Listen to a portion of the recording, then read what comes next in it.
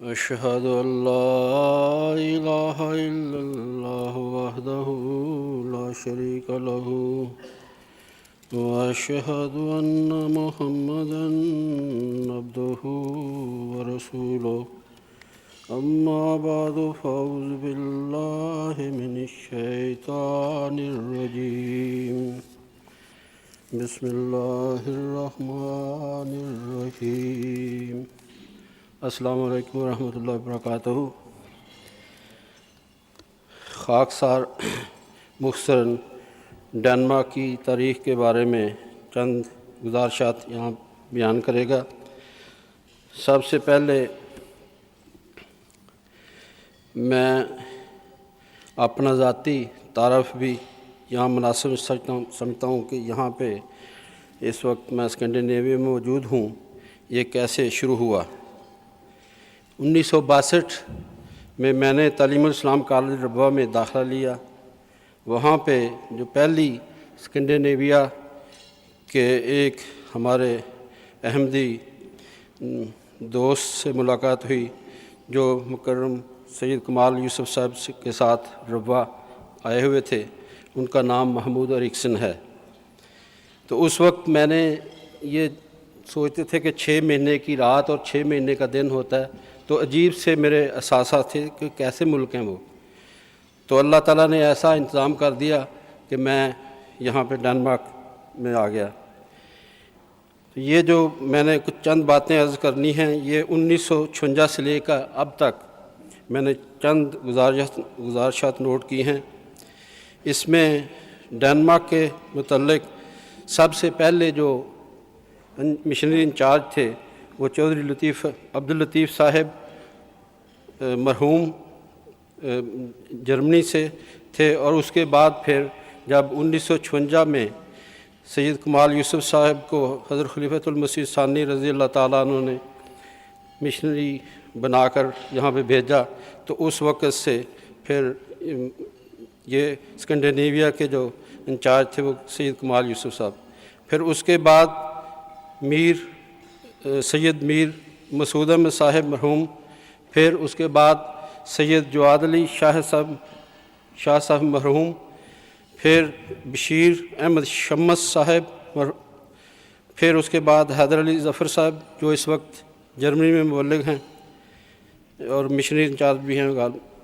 پھر اس کے بعد مکرم منصور احمد بشیر صاحب، پھر مکرم نعمت اللہ بشارت صاحب، اور پھر زکریا خان صاحب، پھر مکرم مجید عامر صاحب، اور مکرم اظہر احمد صاحب۔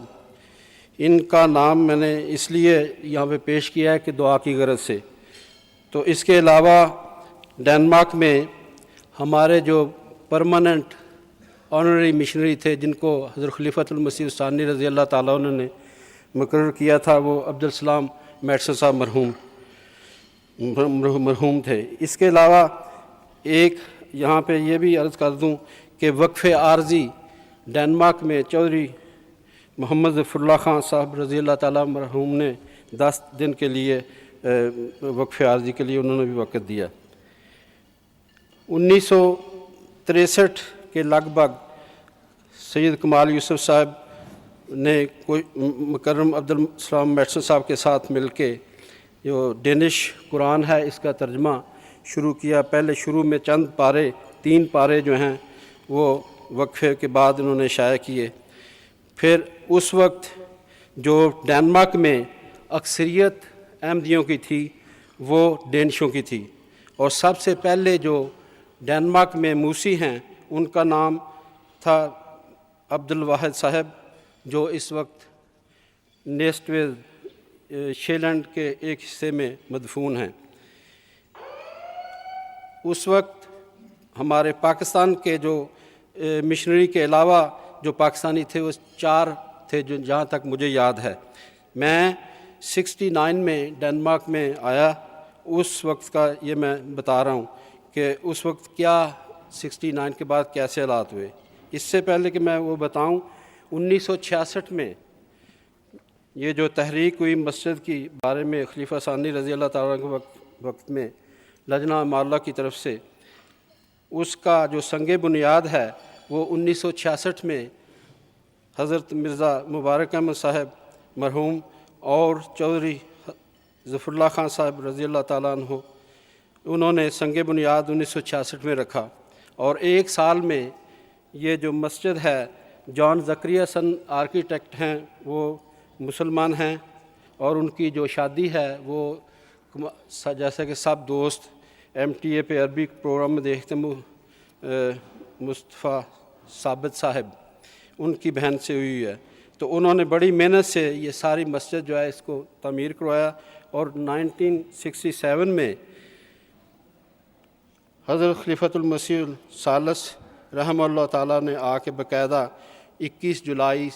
1967 کو اس کا افتتاح فرمایا۔ اس وقت سے ہماری مسجد میں باقاعدہ ہر جمعے کے دن 7 بجے اوپن ہاؤس ہوتا تھا، جس میں اکثریت جو ہے وہ ڈینشوں کی ہوتی تھی۔ مجھے یاد ہے اچھی طرح، اس تعداد کبھی کم ہوتی تھی، کبھی زیادہ، 10 سے لے کے 20-25 تک تعداد ہوتی تھی، اور وہ جو دوست آتے تھے ان کو ہم جو بھی اس وقت سادہ کھانا جو تھا وہ پہلے ان کو دے دیا کرتے تھے، پھر اس کے بعد کویسچن آنسر شروع ہوتا تھا، جس کو عبدالسلام میڈسن صاحب اور جو اس وقت مشنری موجود ہوتے تھے وہ لیڈ کرتے تھے۔ تو یہ سلسلہ جو ہے اب بھی ہم نے اس طرح جاری کیا ہوا ہے کہ اب ہر ماہ کے آخری جمعرات کو ہم نے اوپن ہاؤس رکھا ہوا ہے، اور اس کا وقت بھی 7 بجے ہے، اور اس میں مختلف یونیورسٹیز کے اور اس طرح کے جو لوگ ہیں ان کو ہم دعوت دیتے ہیں مختلف ٹاپک پہ، اور وہ آتے ہیں، پھر اس کی ہم اخبار میں اشتہار بھی دیتے ہیں،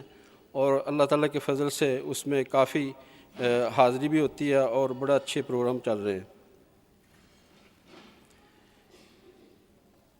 یہ تو تھا مختلف تعارف مسجد کے بارے میں۔ اب میں تھوڑا سا مختصراً جو ہم نے اگست کے مہینے میں ہم نے اپنی مسجد کی جوبلی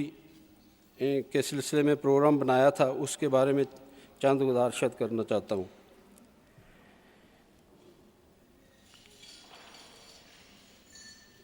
اس اجلاس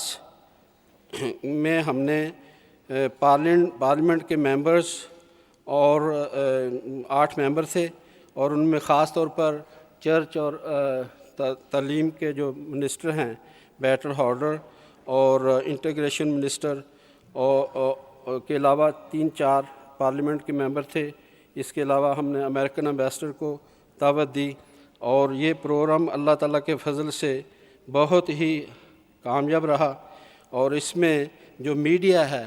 اس کو جو ہمارے ینگسٹر ہیں انہوں نے بڑے اچھے طریقے سے ان کے اپروچ کی، اور جس کی وجہ سے میڈیا میں، اخباروں میں اور ٹیلی ویژن میں اس کا بڑا چرچا ہوا، اور اس کی چند جو اخباروں کے